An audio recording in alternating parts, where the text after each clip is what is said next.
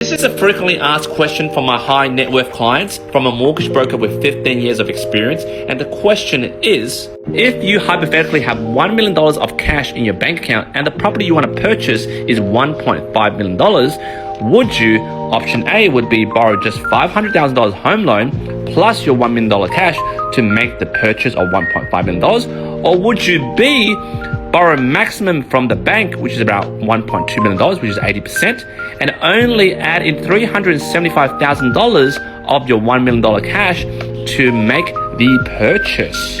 Let's go behind the scenes and look at the pros and cons of each. Now, just to set the premise of this video, this is not financial advice. This is just my own humble opinion, and the primary purchase of these properties is under investment purposes and not own occupy. And with that said, let's look at option A, which is to use all your cash and borrow just a minimal amount just to cover this purchase. And for simplicity of math, I'm not going to chuck in, government costs, stamp duty, solicitor fees, yada. Just keep it as the loan amount and the cash to purchase at $1.5 million.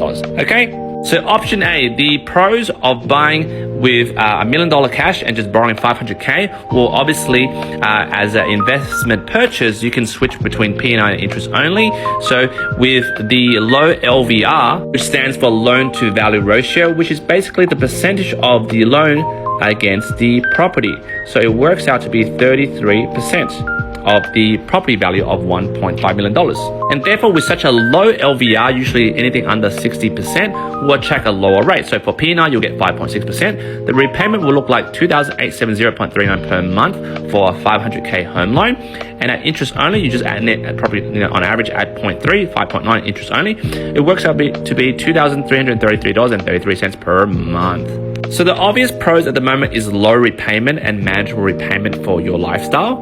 Now let's look at the cons. Now the obvious cons in this structure is that you lost $1 million of your own cash to make this purchase because you opted to borrow the least amount from the bank, which is $500K. So on face value at the moment, your cash savings will be zero after you put down the $1 million towards this purchase. And then another con is that you might say, hey, well, I put in $1 million towards this purchase.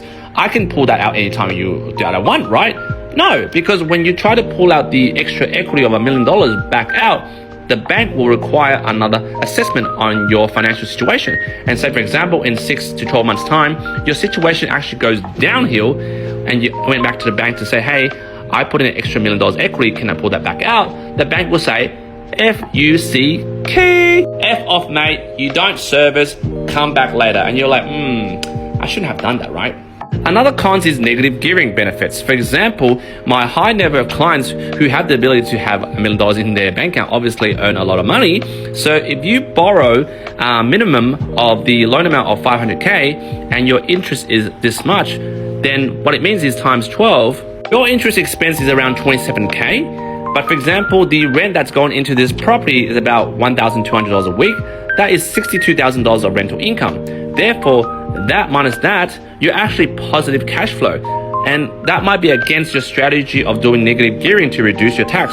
And that's when you need to consciously decide whether negative gearing, which is a way to reduce your tax payable due to your income bracket, is better than positive gearing, which is you're getting income on top of all your repayments, but then because you're on a higher tax bracket, that extra income tops you to a higher threshold of tax, which means you're actually worse off getting income on a positive level because you're paying more tax to the ATO. This is where option B comes into play. For example, you borrow maximum amount from the bank, 80% from the bank, that's $1.2 million, and you put the least amount of cash, which includes the deposit for 20% to avoid mortgage insurance plus stamp duty, to make the $1.5 million purchase. Which means the LVR is 80%, which is calculated from dividing $1.2 million to $1.5 million market value to get this LVR. And because the LVR is higher than this LVR, the rate is a little bit higher. So 6.4% at P&I, the repayment is $7,506 per month, or interest only at 0.3 on average will be interest only at $6,700 per month. At this point, a lot of you will be thinking, hey, option B is actually worse than option A, Q, because at the moment, the LVR is higher at 80%, the interest rate is higher, and the repayment is higher. So definitely, this is one of the cons. But let's look at the pros. One of the obvious pro is basically having your cash left. For example, you borrowed $1.2 million over here. You put down $375,000 to avoid mortgage insurance and pay the stamp duty out of your $1 million. You're still left with $625,000 cash. At this point, if you selected, which I will select obviously for my preference, interest only, you'll have a loan of $1.2 million. You'll obviously have a offset account. You can park this money into the offset account to offset the interest. So at the end of the day, your final net loan is only $575,000, which means the repayment will be $3,210 per month, interest only. So right now, the obvious pro is now you have access to the $625,000 cash that is sitting in an offset account. And once this money sits in your offset account, and for example, tomorrow you were to fall sick, can't work for the next 12 months, doesn't matter, you can still access the $625K. Whilst for this scenario in option A, you already put down $1 million towards this purchase because you only borrowed $500K. You went to the bank, next day you lost your job and go, hey, give me back the $1 million. The bank will say, F you. So by having this structure, yes, a little bit more expensive, but you have access to this, which I obviously talk about on my Amazon best-selling book, which is called the CPR method, which is the Crisis Protection Repayment Method. Depending on your situation, if you're a high net worth client paying a lot of tax, you can now control your tax deduction in terms of negative gearing. For example, now you have a limit of $1.2 million. Yes, you have $625K parked, which means your net balance is $575K. But for example, you use these funds to buy another property. This then gets drawn up to $1.2 million. Then the interest charge on this will be around that. And therefore, you're still getting $1,200 a week, and your repayment now is about $80,000, which is that times 12, but your income coming in is about 62 grand. So the net loss is 18 grand. You can use that to offset your tax payable that year. For example, you're on a high tax bracket and doing positive gearing actually makes you pay more tax.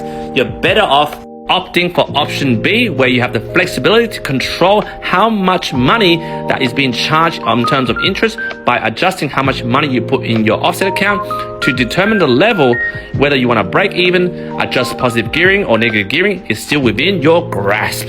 That, ladies and gentlemen, will show you the pros and cons of whether, if you're in a situation, if you had $1 million to put down for a $1.5 million purchase, to either borrow minimum or the maximum. Hopefully this video allows you to make a more diplomatic choice between putting more money down or putting less money down with the pros and cons, rather than a knee-jerk reaction to your parents' age-old advice.